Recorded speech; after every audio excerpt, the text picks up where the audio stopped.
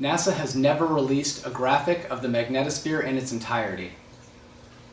There is not one single, accurate, to-scale, visual representation of Earth's magnetosphere brought by any of the nation's governments.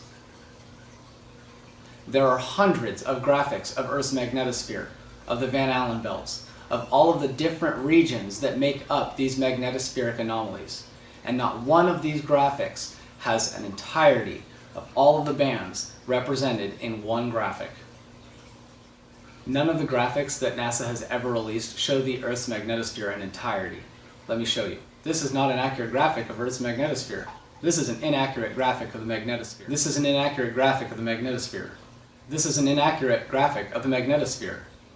This is not an accurate graphic of the magnetosphere. This is not an accurate graphic of the magnetosphere. This is not an accurate graphic of the magnetosphere. This is not an accurate graphic of the magnetosphere. This is not an accurate graphic of the magnetosphere. This is not an accurate graphic of Earth's magnetosphere.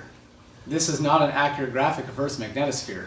This is not an accurate graphic of the magnetosphere. This is not an accurate graphic of the magnetosphere. This is not an accurate graphic of the magnetosphere. While dazzling, this is not an accurate graphic of the Earth's magnetosphere. While this is the closest to an accurate description of Earth's magnetosphere, this is not a to-scale or accurate graphic of the magnetosphere.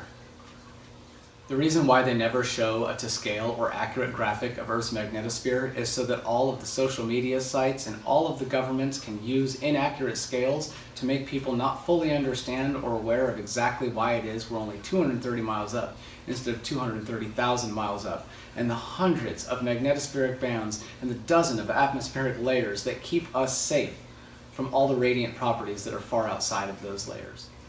And instead, you get these. Have you ever noticed that the magnetosphere and the moon are never within the same graphic? This is not an accurate graphic of the sun's solar wind. But do take note in this graphic that they have included 100% of the mass and energy that is not found within Earth's atmosphere, and that we only get 1% of it that comes through electromagnetic reconnection points through the polar cusps. And that way the thermosphere and all of our atmospheric layers way in there in a visual that can't even be shown because it's so small in scale. Down there we get 1% of the 1% that makes it through. You can't be out here. The end.